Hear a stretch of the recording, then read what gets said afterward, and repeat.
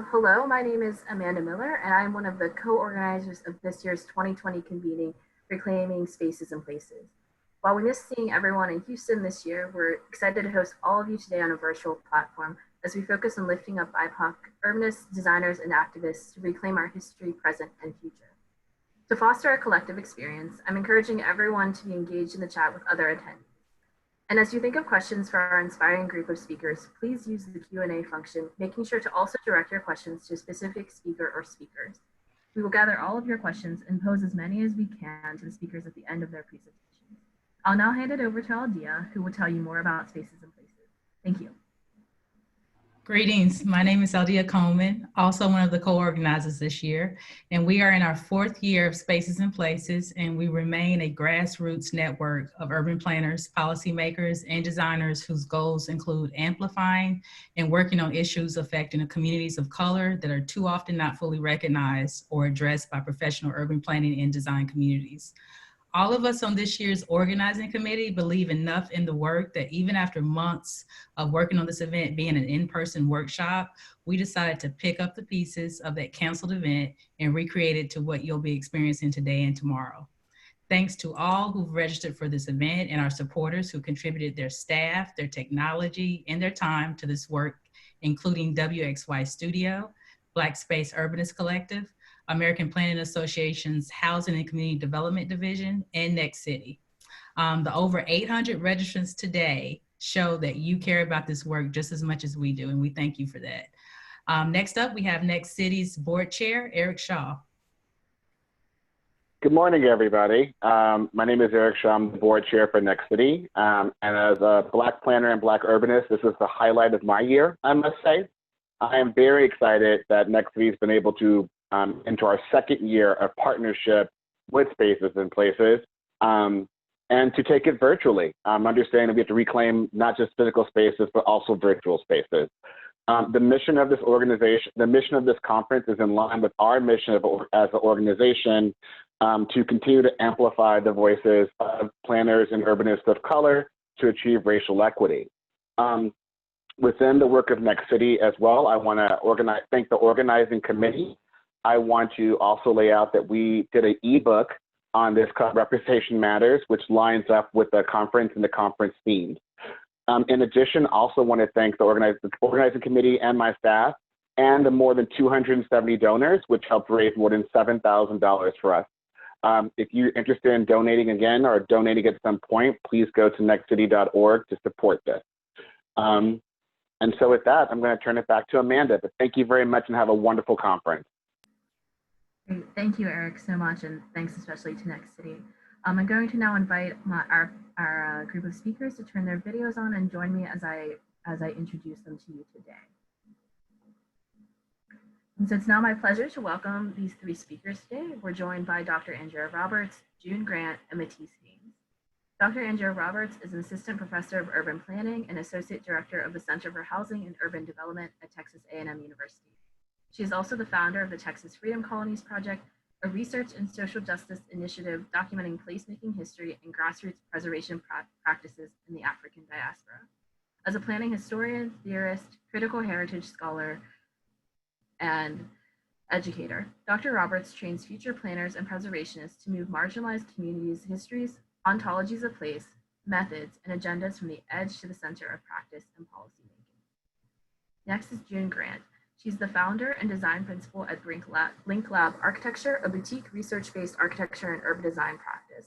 Launched in 2014, Link Lab brings 20 years experience in architecture, design, and the urban regeneration of cities and communities. Ms. Grant's approach rests on an avid belief in cultural empathy, data research, and new technologies as integral to design futures and design solutions.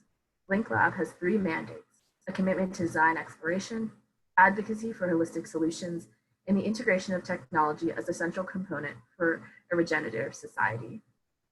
Matisse Haynes is a trusted coach, social entrepreneur, and master facilitator with 20 years of experience leading social transformation. Since founding her consulting practice, The Art of Community, in 2007, she has worked with dozens of local and national clients to cultivate the conditions for Black people, people of color, and gender-oppressed people to control and shape the future of their communities. Ms. Haynes is also the co-founder and curator of the Black Mecca Project, which launched in August 2019. The Black Mecca Project is Atlanta's Black liberation studio where creatives, healers, social entrepreneurs, and cultural workers are conjuring an Atlanta that is free of anti-Black racism, classism, and gender oppression. Thank you all for joining us today, and I invite Dr. Roberts, our first speaker, to begin her presentation. Thank you for having me. While I prepare my presentation for sharing, I do want to acknowledge that I'm sharing my presentation here from College Station, which is on Tonconawata and Sana land. And thank you again for everyone who made this event possible today. So the question that I've been asked to cover is around the past, and I'm specifically interested in what use is the past, and share what I've learned from building the Texas Freedom Colonies Atlas, or what I also like to call a Black digital world. What have I learned? That it's important for us to validate various forms of knowledge in our work, that reflexivity is central to ethical and justice-centered research and practice, and that identifying historical patterns of systemic racism can reveal practical solutions to contemporary problems. So the work that we do as a Texas Freedom Colonies Project, which is a social justice initiative, we focus on three aspects of our mission, or three goals. We're committed to recognizing and recording and analyzing placemaking and placekeeping in historic African American settlements. We store, identify, and locate information about freedom colonies, specific type of historic Black settlement, in our atlas. And then we engage in participatory planning and research, or co-research, with the communities that we work with. But I first want to talk more about what brought me to this work, this passion about studying our past. And part of that was the fact that I knew little of my own roots in historic African American settlements. My roots in Riceville community, in the smack dab in the middle of Houston, and Independence Heights, which my great-grandmother and grandmothers are from. And then while I worked for the city of Houston and was in charge of engaging communities, I ran into a lot of women who looked like this woman, who was dissatisfied with the ways in which cities very often fail to leverage and respect what it is that the grassroots organizers and thinkers and planners bring to the table, particularly their heritage. And so this diagram really is a summary of a combination of my research experiences and my professional experiences when it comes to Black communities that were assumed to live in blocks and corridors, that were really boiled down to the opinions of tokens and gatekeeper engagement that people are most comfortable with engaging, that there are one-size-fits-all solutions. Our aesthetics are often excluded from the center of conversations, and we're all assumed to live in inner cities. And I say that in quotes because we have very antiquated ideas about what cities are. And of course, memorialization, that the purpose of our past is simply that, it's past, it's over, and we can simply memorialize it and move on. And it was this dissatisfaction with that conceptualization of Black space that led me to study Texas Freedom Colonies. These are historic African American settlements that the writer Sitlin Conrad referred to as dispersed communities, places unplatted, unincorporated, unified only by church and school, and residents' collective belief that a community existed. And it's that collective belief part that I'm especially interested in. These were founded roughly between 1865 and 1930 in bottomland and coastal areas. They began as rural, though they are in urban, rural, exurban, and suburban areas now. And they're significant and marked by their being founded on intention and Black agency and anchored by churches, schools, and cemeteries. There are also several threats to the survival of these settlements. Vulnerability is depicted here, the overlap of freedom colonies in the state with the impact of Hurricane Harvey. the issue of access to infrastructure or infrastructure violating these settlements, and the issue of visibility, settlement patterns destroyed here in Austin by the proliferation of gentrification. And so with an asset-based approach, I examined a place or started studying a place called Schenkelville, Texas. One particular settlement, which was very effective at leveraging its culture, particularly its origin story, which is rooted in the reuniting of a runaway slave with his wife in Texas. And in that same space, the community of Schenkelville was founded. I attended events in which they shared these stories, and this is what I learned: that their foundational stories hold memories and values, they foster place attachment, they encourage participation in all the types of activities we call planning, and that they catalyze real planning outcomes, reinvestment in the space, recognition, protection, and cultural sustainability. And so that led me to ask the larger question of whether Schenkelville's successful deployment of their past was an anomaly, a pattern, or a model. And I asked that question over and over again by asking the same types of questions about the origins of place, the threats to place, and placekeeping approaches in several different ways, and gathering all different forms of information as depicted here: stories, performance ethnography, archival research, co-planning, tours, archives. And what resulted is a regional countermap of hidden Black worlds. The first map is showing you that there were supposedly just 14 places, where we soon found out at the end of 2 years of research that there were more like 35 places that we could consider historic Black settlements in just a 2-county area in East Texas of Jasper and Newton counties. So why a Black digital world of these worlds? Why an atlas? Because there's several different types of information we need to aggregate and centralize in one place. We needed a shift from the architecture and property-centric focus of documenting Black places. We need to address the visibility of these places, not just in a sentimental way, but in a way that directly interrupts and disrupts planning and preservation as usual. And we need a way to spatialize the intangible and the vulnerabilities, and increase descendants and researchers' access to this data. Here's the data. The traditional ways in which we think about place, as well as ephemeral and private archival information, is uploaded into a survey, which then helps us populate the points you see on this map. 357 of which have already been verified. Those are the blue dots.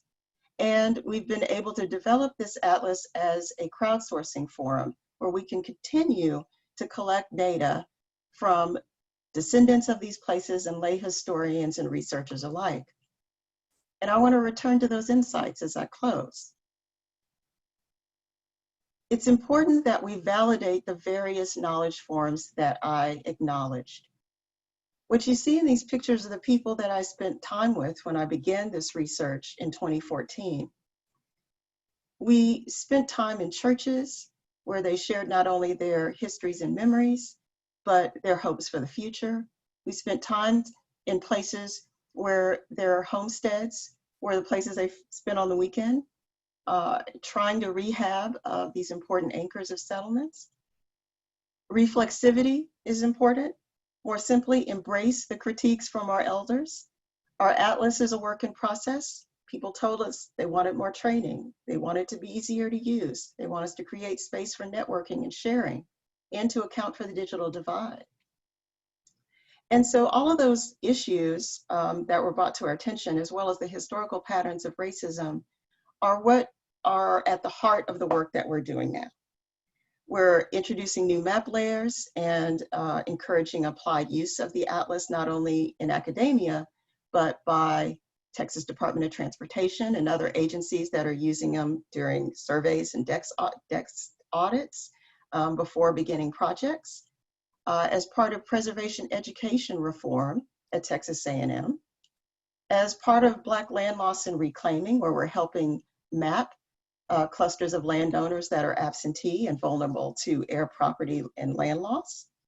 And we're using that data from our elders to pursue an expansion and modification of the atlas and to develop a cemetery registry. And finally, we're leveraging the new media we use to curate these histories of place in the age of COVID to virtually reach out through social media and online forums such as this one, as well as a monthly coffee talk where we invite grassroots preservationists to share what they are doing. So with that, I hand it over to the next speakers and welcome your questions.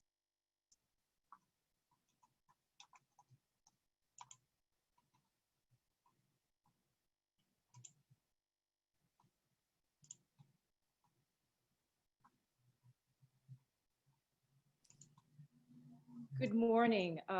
Thank you everyone for joining today. In presenting this project, I want you to hear it from the perspective of a love story. And I propose a love story because typically when we speak about African-American communities, it's presented from a matter of fact position, or it's presented from a heroic, we overcame. Instead, what I propose today is you hear this story from the perspective of love. Black love, to be specific. And it's a story that starts through Andrew Chin, the assistant dean. He's the guy with a star on his chest, the assistant dean at FAMU, who gathered together a group of disparate Black practitioners who we did not know each other, and he invited us all to descend upon Apalachicola to work with this community to think about how we could start to address the needs of the African-American population of this rural coastal city, Apalachicola. And I propose this love story because it starts with Marcia Smith, the woman in the red sweater on the right, who through her love for Apalachicola wanted to present that story of triumph, that story of love, that story of beauty through occupying existing built forms that were there on the landscape. And so through her idea of a pop-up museum, February this year, those of us who are unaware of the story of Apalachicola were able to come and see and spend 2 days with this community and hear and see and understand what she was trying to do and what Apalachicola African Americans wanted to do, which was to express their love of their community through a dignified exhibition, for us to understand the beauty that's there and was there and still is there, and for the prosperity of that town's past to be brought forward. And this was only possible through the contribution of the family in the top left, the Speed family. They donated the house for 2 days for Marcia, who's a documentarian, to do this project. On the right is the similar building, but which has been gentrified. Rural Florida is experiencing gentrification, and this house is a symbol of what is happening, which is arrival of predominantly white, young, relatively young retirees who have recognized the inherent beauty of Apalachicola. But on the lower left, you see what used to exist. But what has happened is the migration story. And the migration story starts when we are in high school and our parents encourage us to go to college, typically away, and we are encouraged to keep going, to find that economic wealth elsewhere.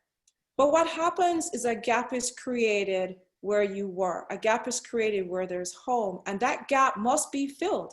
So the gap is either filled through economic forces, which is gentrification, or nature takes it over. And what you're looking at is the ghosts on the landscape of Apalachicola's vibrant African-American community that used to be there, and to some extent still is there because the land is owned by Black families. So now this is where I present Blink Lab architecture, because I'm back in Oakland. I have been tasked to prepare as a suggestion about how to rehabilitate these small structures.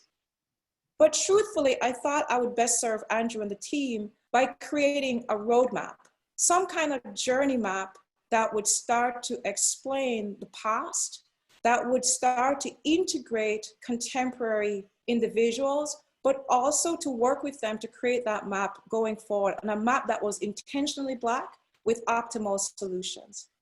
And so our client is actually the Hill community. But I want you to note the text in the bottom, in the center bottom, where the African-American community used to extend all the way to the coast. Today, the coastal community only has 2 African-American families. And so what we want to understand is, well, who are the families that are still there? Who are the families that still own property? And how can we involve them in this new plan for the Hill community? The map that you're looking at and the green dots represent the businesses that used to exist during the time of segregation.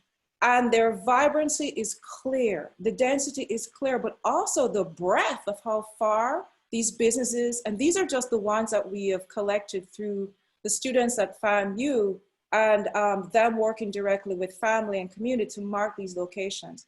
But I also want you to know that today, even though African Americans can own businesses downtown, they're simply not there, they can't afford it. And so looking at my experience at Apalachicola, what I realized I was working with was almost a cultural genealogy, where we're looking at a community that existed through isolation and then prospered, and then there is almost this depletion. But there's a richness that was and still is, and there's a specificity. So I had to find a way to capture this, and the diagram on the top left, where these lines of movement are going through these moments of congestion, moments of gathering, allow me to understand what I really want to explain, which is vibrancy and movement and flow. On the right, you see the level of vacant parcels that are there today. And my idea was to get in touch with these family owners, because a lot of these are owned by families, not one individual, not a corporation, but families that own several parcels. But the way forward was really Marsha. Marsha's idea around the use of a building and trying to find a way to inhabit it allowed me to propose the idea of an art enterprise, where we start to look at these buildings and divide them even further and provide closed spaces for maybe artists in residence and open spaces where we could have exhibitions. On the right, what I proposed was that we reclaim these spaces that were once commercial buildings and reinvest and put commercial buildings back where they were. Typically, urban plans call for going to Main Street and including back businesses down the Main Street. But my view is no, let's occupy these ghosts. Let's reclaim them, let's re-inhabit, let's give them new form, new skin. Let's really mark those places where African-American communities used to be. Now, this proposal around the urban farm is almost a riff on tenancy farming and sharecropping. And the idea is the parcels currently have a public easement at the back and the land is not being used. And my idea is, why don't we as a community, Apalachicola, create their own farming cooperative and start to do localized farming in the city? The reason why I propose this is there's only one supermarket, the Piggly Wiggly. And my idea is, can we find a way to optimize health and wealth? And lastly, I want to talk about identity, because typically we talk about monumental marking, that vertical guy on the horse. And my proposal is, I want to reclaim the horizontal. I want to mark as much land as possible and make it clear this was Black history, Black owned, Black occupied, Black vibrancy, Black celebration. And through this horizontal approach of marking, I wish to now provide a way for the community to celebrate.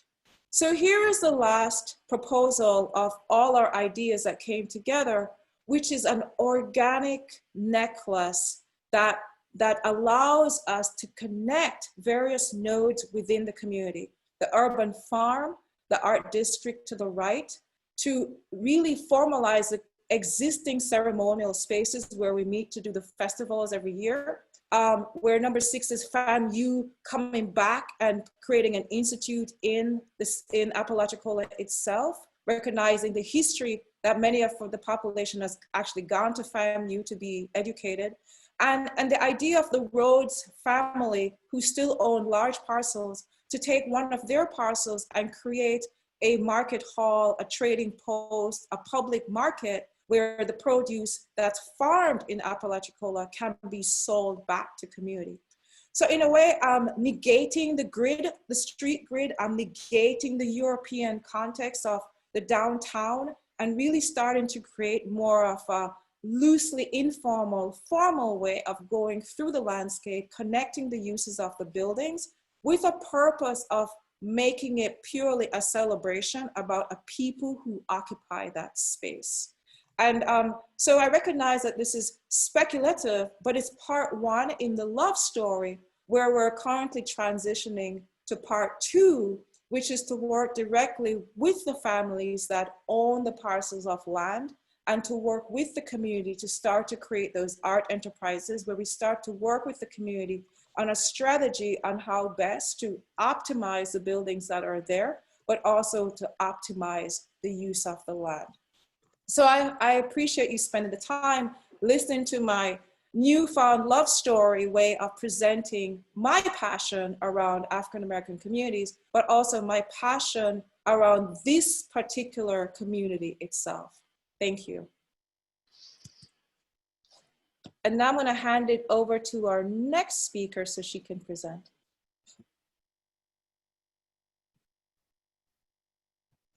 Thank you so much, June. And thank you, Dr. Roberts, and to Renee and the organizing committee. Thank you so much for inviting me.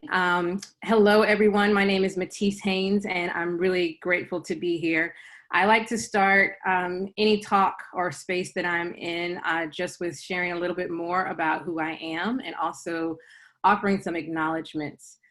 So I identify as a Black Southern cisgendered woman and mama. I'm of African descent.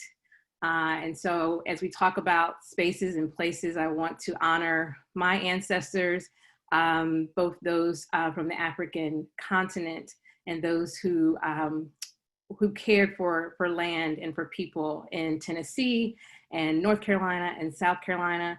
And I have been making my home in Georgia, specifically Atlanta, for the last 25 years. And Atlanta, what is now known as Atlanta, is the unceded land of the Muskogee and Creek people. And so I want to honor their sovereignty as the indigenous people of this land, as I also honor all of my personal ancestors, as well as the ancestors of this work, whose shoulders on which I stand. And so I'm here to talk to you a little bit about some of the work that we've been doing in Atlanta with the Black Mecca Project. And as was mentioned in my introduction, my background is really in community engagement and participatory democracy, as well as resident leadership development. And I do a lot of work as well in really helping organizations build pro-Black, anti-racist cultures and also do some racial healing work. And so I want to, although we are virtual, I want to try to take us to a part of Atlanta. So I'm going to have you join me here in what is known as Auburn Avenue. Give me 1 second to make sure this is working, the share.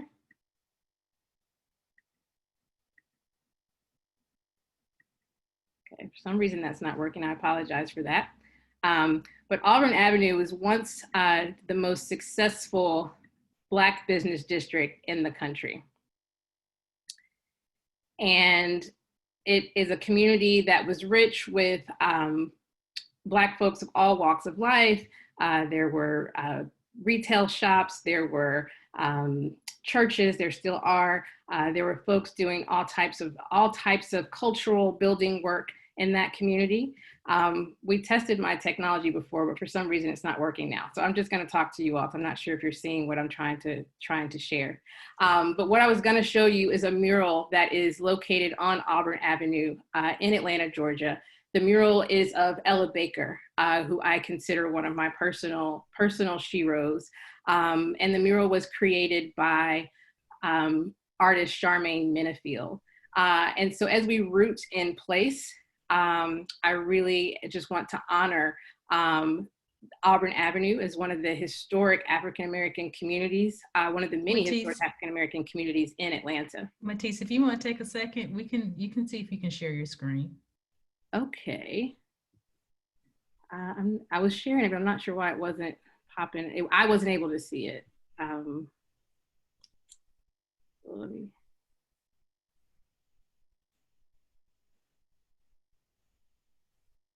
So I don't know if you're seeing, it's not We're showing. seeing your screen, but we're seeing a bunch of tabs. So I'm not sure if that's the presentation isn't coming through. No, it's not. So when you hit the screen share button, you should be able to choose which screen exactly you want to share. That's what I'm doing, but it still Okay. seems like it's not sharing the one that I'm clicking on. So you're just still seeing a bunch of the tabs. Yeah. Okay. I'm not sure Okay, why. that's fine. Just wanted to give you another shot. So go ahead. Thank you. I appreciate that. I'll maybe try it again in a moment. But the most important things to share is just I really just wanted to orient us in place and in the history of Atlanta. Because this is also, like to June's point, this is also a love story. And some of you, I know there's some folks here from Atlanta, and so many of you may know many parts of this and experience many parts of this. But Atlanta is known to many Black Americans as the South's Black Mecca. And what that has historically meant and continues to mean to some folks is that it is a city that is rich in Black culture, arts, music. It has a civil rights legacy, as many of us know, and a history now of a long-term history of Black political leadership. But it is also a tale of two cities, more than two, honestly. So it is a place where there is both Black affluence and also Black generational poverty. But this kind of narrative and this moniker of a Black Mecca actually originated with a 1970 Ebony magazine article that was really uplifting and promoting Atlanta at that time as a place that had done better than some other Southern cities in terms of civil rights, and particularly in not having the level of violence and discord that other Southern cities were experiencing, although there was still significant racial violence happening in Atlanta.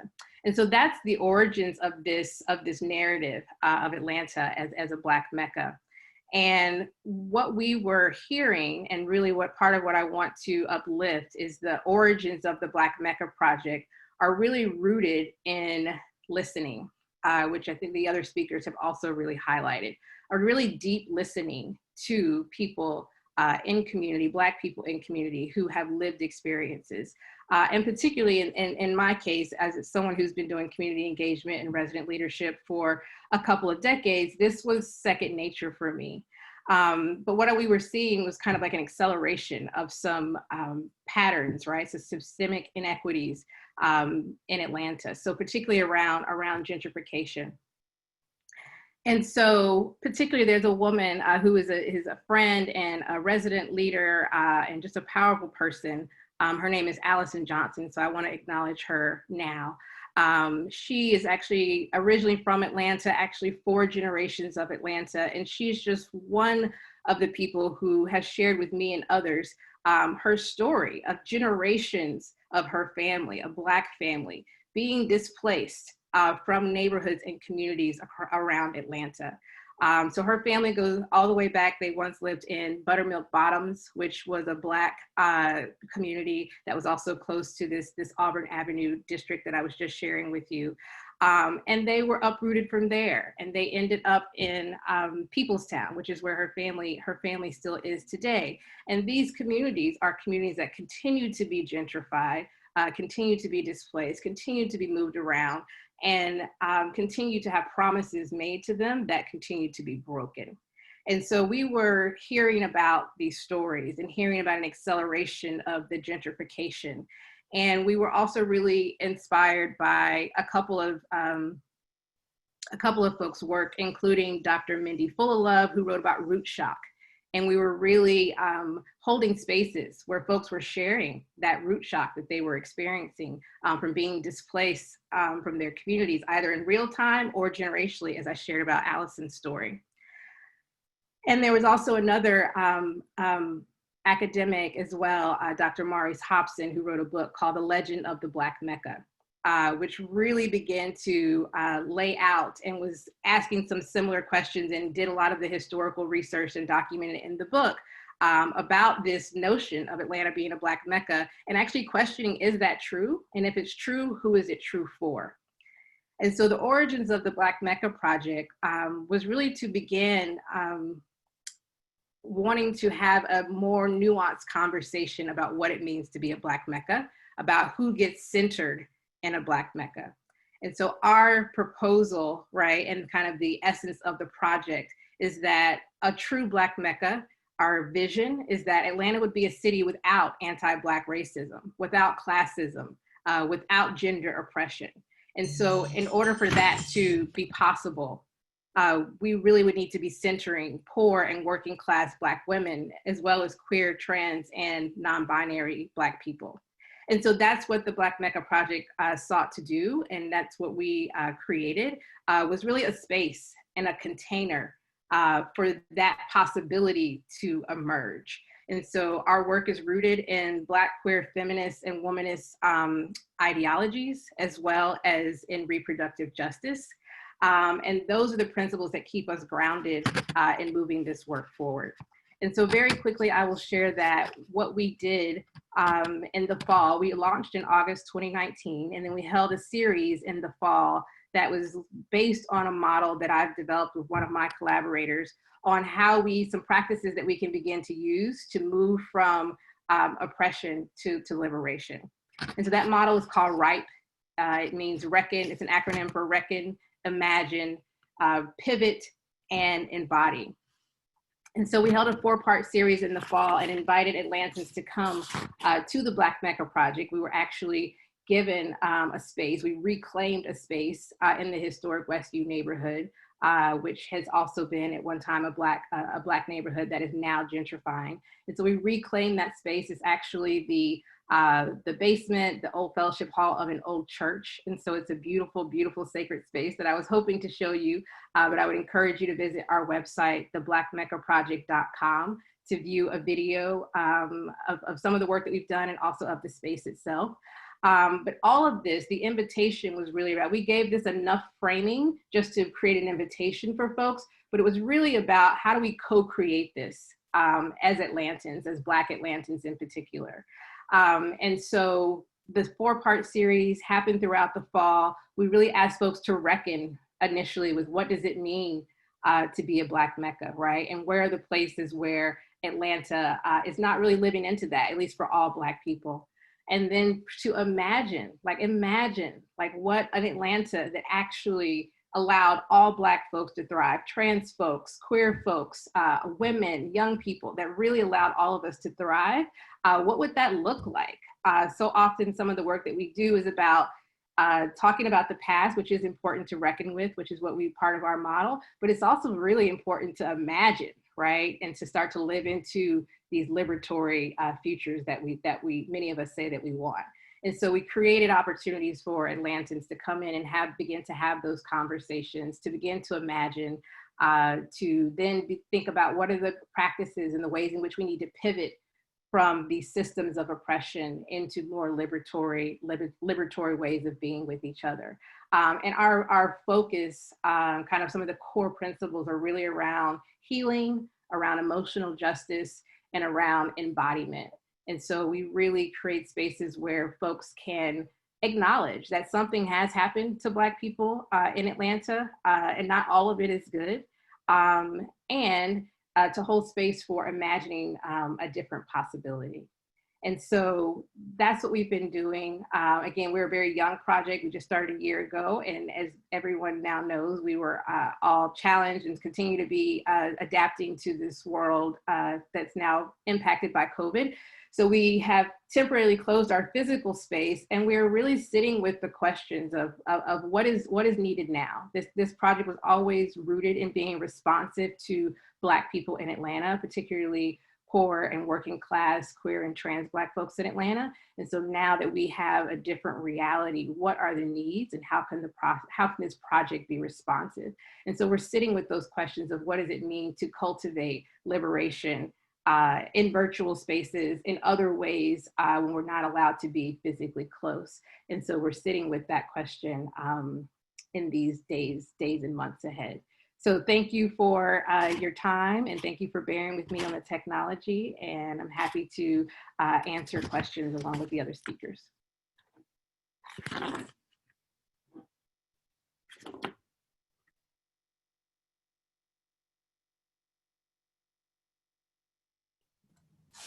So I'm going to invite all the speakers to turn their videos on, as well as our co-moderators, Antoine Bryant and Renee. Thank you.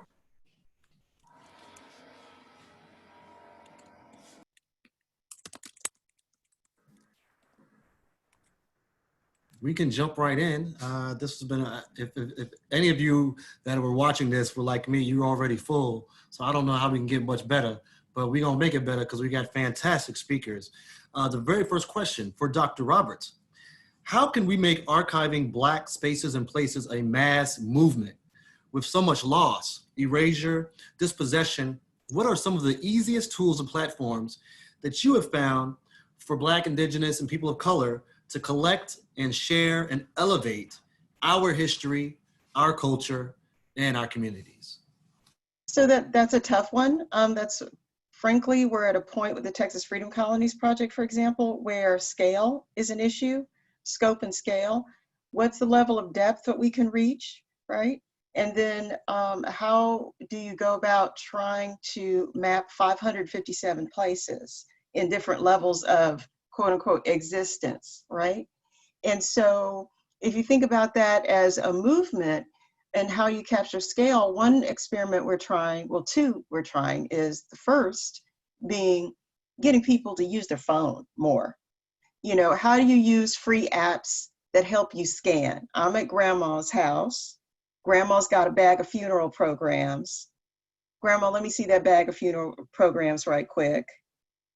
I'm gonna scan them with my phone. And so that's not like the answer, but these are things that we can do while we're visiting. This is something that we already have. You know, 90% of us, 95% of us have cell phones. And you can record, you can interview. So we recently did a training on Juneteenth with the Gregory Lincoln African American Library here in Houston. And that online forum had people from 18 to 80 who were interested in talking about, you know, oral history and interviews.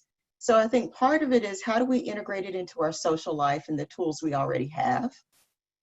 And then how do we integrate it into all of our conversations about planning and the built environment? So we need to save all of our archival matter, especially when we're facing so many disasters, right? So how are we talking about disaster recovery and mitigation and planning in a way that encompasses treasuring and saving our materials? So I think those are two of the ways. And the final is that we're doing an Adopt a County program. So we're building small teams of individuals to sort of shepherd each of the counties in the state and think about how we make sort of social circles committed to filling up not only our map, but our archive with all the information. So it's how do you create these social situations where people are invested in collecting and saving places, information in our heritage. Awesome. Thank you, Dr. Roberts. So our next question is for Matisse. Can you speak more about the intersection of your work and reproductive justice? Yeah, thanks for that question, Renee.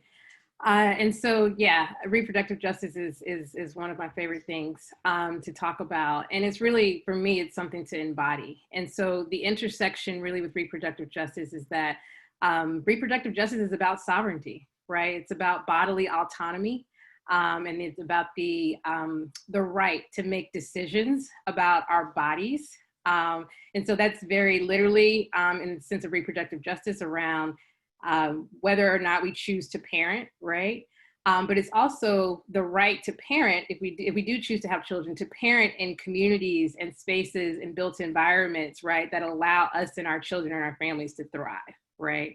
And so in addition to like that physical aspect of our bodies and of really bringing other humans into the world and being in spaces together, it's really like, how are we taking up space, right? And really owning our right to take up space in our own bodies, in our communities, in decision-making processes. And so those are some of the intersections for me. It's about reclaiming this inherent sovereignty that we have to shape and direct our own lives. Oh, well said. Thank you. Awesome. Awesome. June, we coming for you. We got a two-hitter for you. You know, that's what happens when you go third. You get the big questions. All right. So, I love the idea of reclaiming the land and reinventing Black spaces.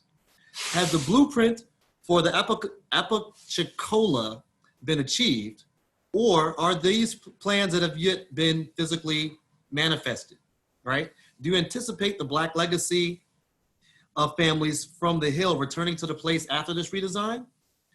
Also, how do you prevent it from being taken over by gentrifiers in its new form? How can we preserve the community without turning it into an open air museum that caters to white, mobile, tourist, social class? That's a book in one question. So I'm gonna try. All these questions, for books, you know, so y'all need to go right, all three of y'all. There you go. Yeah, okay. So here is the deal. This is an ongoing project, and it's ongoing purely because of absolute love. And the reason why that's possible, and the reason why this blueprint is possible, is that although there are large parcels of vacant land, they're owned by few families. So, and these families return annually for the two festivals that occur in the Black community, the festival in February and the Seafood Festival in November. It is that return migration that allows this map to be possible, because they haven't sold the land. They are the ghosts that exist. These families are in Orlando, Miami, Atlanta, and they drive all the way back to Apalachicola every year. In fact, there's some who are architects, who are engineers, who are part of this Apalachicola legacy. And that also gives me hope and a lot of faith that it's possible, because they come with skill sets to actual development. These are not, you know, the message that's typically sent is that, you know, Black people don't have money and we have no wealth and we have no skills. The Apalachicola story is different. The Apalachicola story is one where many have left and went to Florida A&M for their degrees, of which many have the skill sets to return and rebuild. So it's not just a skill set story. The land is still owned by few families. So now we have capital, we have skill sets, we have the land capital within the Black community. So the rebuild is actually what was missing, was a blueprint, a vision about how they could do something that made sense. And that was why this is not just about rebuilding an individual house, but rather it needed to be a vision that these families could come together and discuss. That yes, beyond just paying the parcel tax every year, beyond just coming back for the seafood festival, that they could actually come back with intention to rebuild and invest in this amazing piece of land. And the reason why they're encouraged to return is because right now, white folks understand that this territory is gorgeous. They have come back in floods. Apalachicola, it's a paradise, and I see there are 356 of you, of which I'm telling you about this little city. I don't want you all to descend in one day upon it. Let's just, you know, come undercover. But when you arrive, it's an amazing place. You arrive through one highway across the water. You descend down into the city, And it's a city where you park your car and walk or drive electric golf carts. This is something you describe when you talk about a retirement community, but this is a Black town where there is no graffiti, where there's just open land. It's paradise. But the paradise I see is the fact that Black people own the land, and Black people have been returning to celebrate that history, and the Black people have the talent to revive it. So my thought is, now is a time for Apalachicolans who have left to come back and invest, but invest with intention around creating and reviving that community that existed during segregation. I'm not necessarily saying we have to be segregationists one more time, but to really reap the benefits of what was sown back then. Does that answer all your questions in one shot? No, that was a good intro to all my questions, but we'll go with that. Outstanding, outstanding. Okay, next we have a question for all three. We may not have time to get to the next question after this, so if you want to take this opportunity to give a closing, please do, and we'll squeeze in another question if we can. So here's the question. These days, it seems like people move a lot. Some people are displaced without choice. Others choose to move to new cities and states for jobs and opportunities. What does place and rootedness mean in this era? I want to talk about that. I really love this question because it goes to exactly what June and Matisse have been talking about, that there's still this diasporic and connection to these spaces, and that even though people may have never lived in these spaces full time, they call them home. And so this is deprivation of connection to our initial home that we've been continuing to seek, right? And so we do have spaces in which we can create these new and old meccas. And better yet, we can leverage what we have in maybe attained from urban meccas and bring to our rural meccas. That we're not singular places with this is home, this is where all of our attention and focus is. Now we can leverage our connections. So I think rather than thinking about where's the singular home, we think about what is a symbiotic relationship we want to have between our multiple homes. And that's what I found a lot in my work. June has been talking about the returns. The only way I was able to do the mapping initially was meeting people on homecoming. These communities have 10 people who live there sometimes. You come at homecoming, there's 250 people there. And these people may come only at that time, but that's when they check on the home place. So I think that even with all of our mobility, we do have home places that we need to tap back into. And that's part of why I think all of the work that we are doing is so important, that it's not a binary of urban, rural, suburban. You know, we have all these connections that we can leverage. You know, I want to approach the question from the mental safety. Because these locations provide a space where you can feel you and your Blackness is accepted without question. I really don't know any urban locations where that's truly possible, where you feel physical and mental safety. And it's the fact that you can feel both when you go to some of these communities, I think is what is truly fascinating for me as an immigrant. We can talk about, you know, Detroit and Black communities within the urban context and how if you know people, you feel safe. But do you feel safe walking at 11 p.m. at night in some communities? And I would say no. And it is some of these rural locations or some of these really historically African-American communities where both the mental safety and the physical safety align seamlessly. And I find that that is part of the discussion that's not being held, but the opportunity lies in across all the works that we're doing, which is almost this desire to find that space where we can be and feel just we're there in our fullness. And I think there is place for that in the dialogue. Yeah, thank you for this question. Because it's actually a question that I'm sitting with personally, and that I see other folks sitting with now in a different way because of COVID. What is the significance of place? And given not only what we were already dealing with as Black folks in terms of systemic anti-Blackness, right? But like how we're particularly experiencing that in this moment in 2020. And so what does both that physical as well as like emotional connection and safety look like, especially when there are constraints on us being in physical proximity to each other?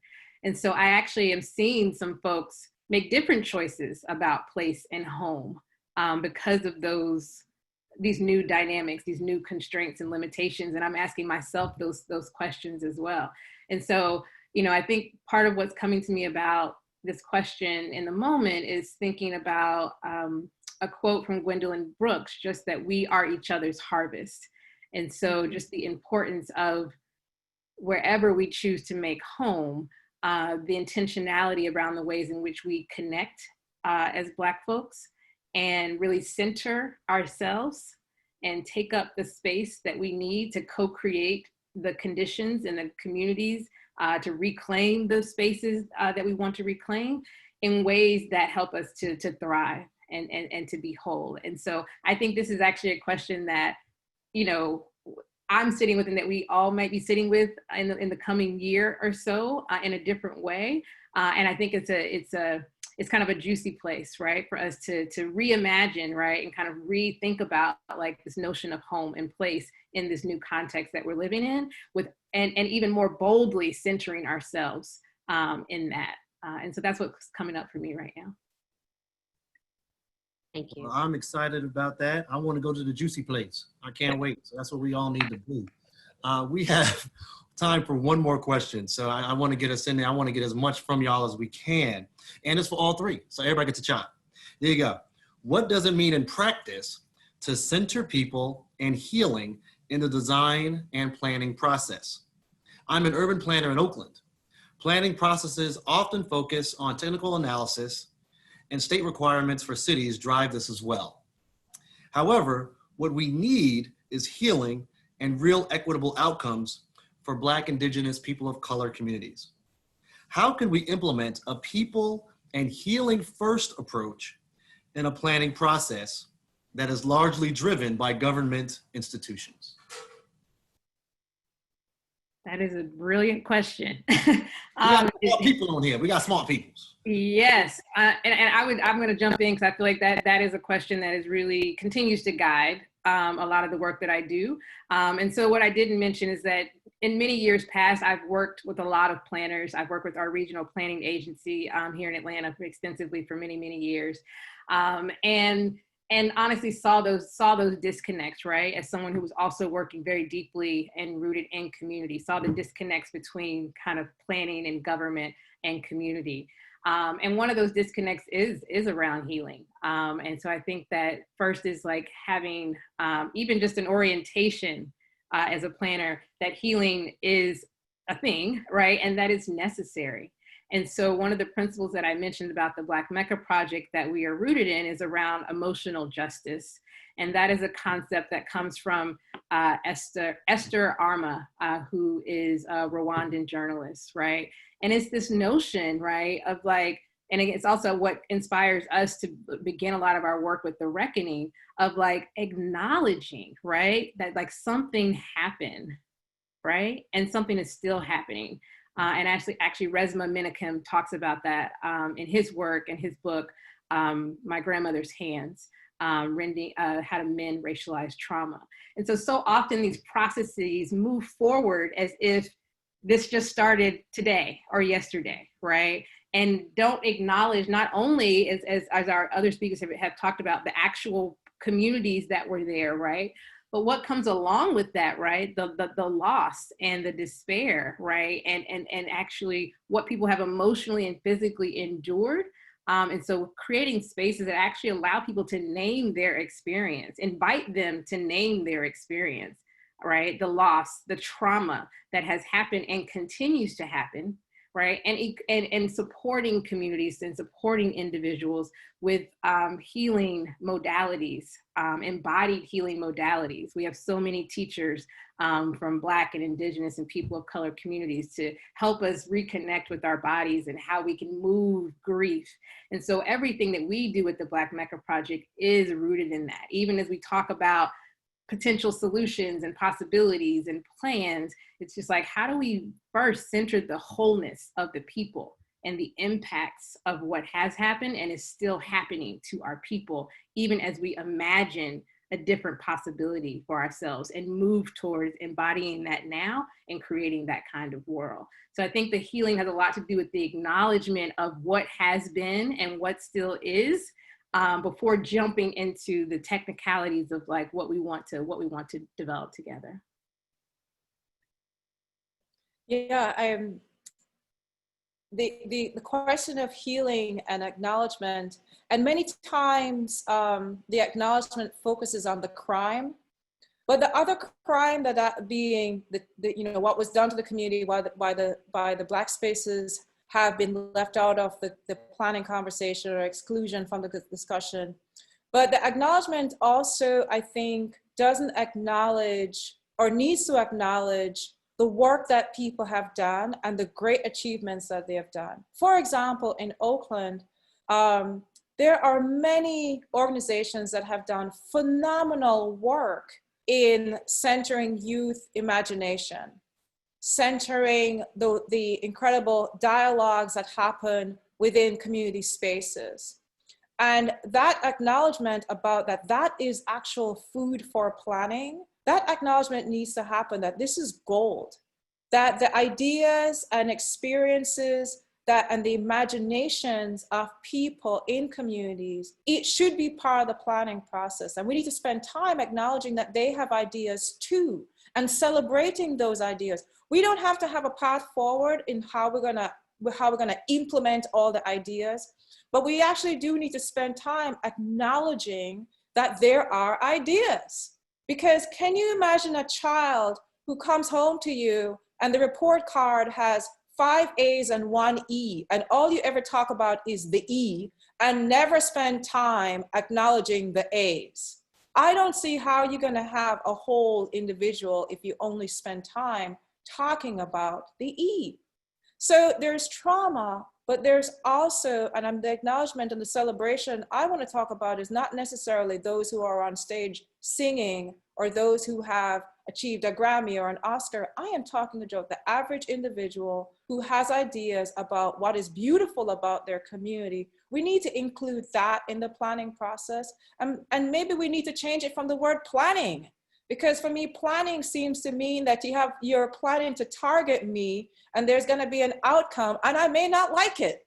So maybe we need to start using different terms. Now, I don't know what that new term is, but we need to find a way to assemble, aggregate, celebrate, as well as acknowledge both the positive and the negatives, the directions that are going, the emerging information that's coming out, so that we can have some idea about the whole universe of possibilities.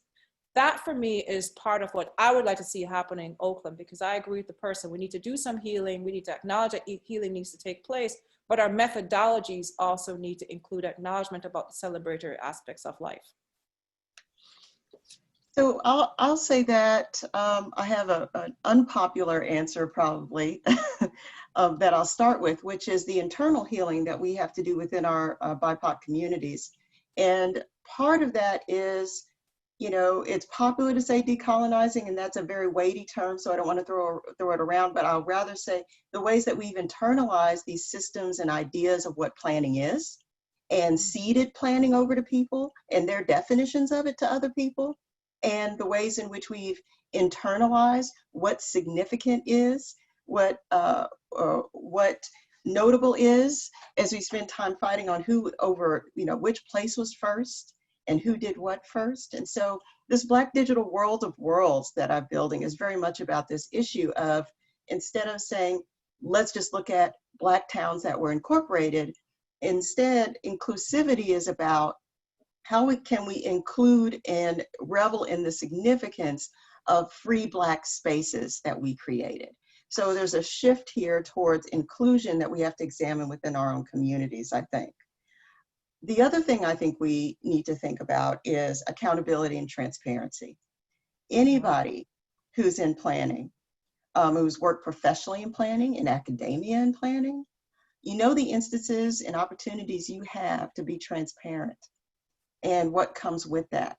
And so the idea, as soon as you say, I'm coming from the government here to help and I'm planning, just as June said, it's assumed you already decided what the plan is and you're just coming here to do some therapy with me.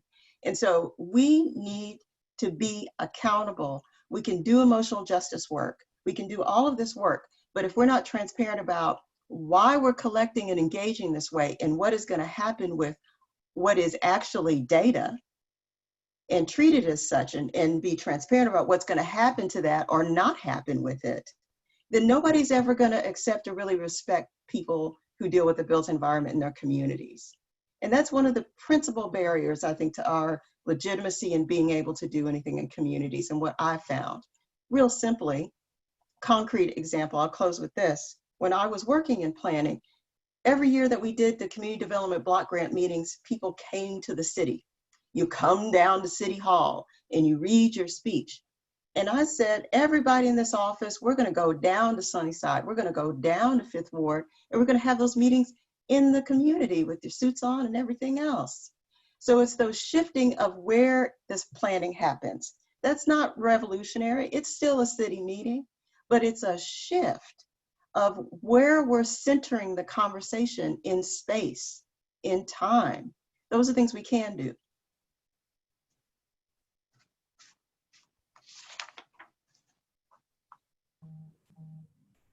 I don't really know how to follow up to all of this beautiful conversation. I'm a little bit at a loss for words. So I don't know, just a huge thank you to our speakers for critically looking at all of our questions. We have more questions than we could answer. I'm so sorry because there's so many fantastic ones out there. But just, I guess, a tip of the hat to all three of you, and thank you so much. And thank you also then to our audience for all of the questions that we were able to get to today. I just would leave too with one other note that one thing that we've been thinking about is that Spaces and Places doesn't just exist in this virtual setting, but we want it to exist beyond. So we encourage you to reflect on the reclamation of space in your own life, to build and maintain relationships with others, and to commit to developing and implementing your own innovative solutions towards a better version of society, one that is fair, equitable, and just. And so, Aldia, I'll let you take us out then. Awesome. Thank you so much, Amanda.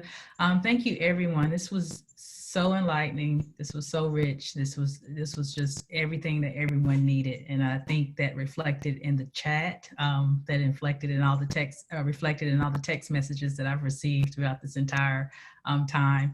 And we're grateful to have all of our speakers that were able to do it. And even as we had planned for this event, one question I think June asked was, did you all plan this to have all of us together?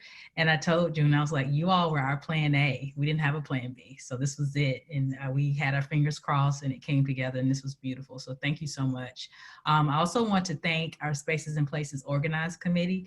You saw their pictures at the very beginning. Amanda, Jermaine, Nicole, Antoine, Amina, Natasha, Ifoma, Sonia, Justin, Renee, Donald, and Shannon. Thank you so much for your work over this past really year and it just all the work that we've done. Also, again, thank you for the support of our sponsors, Next City, Black Space Urbanist Collective, WXY Studio, and the American Planning Association's Housing and Community Development Division for those planning credits for anyone that's AICP that needs credits. And we will see you all tomorrow for all that registered for our workshop at 12 p.m. And same bat station, same bat time. And thank you so much for your time and everyone. This was awesome. Take care. Thank you all. Thank you. Thank you. Thank you. I miss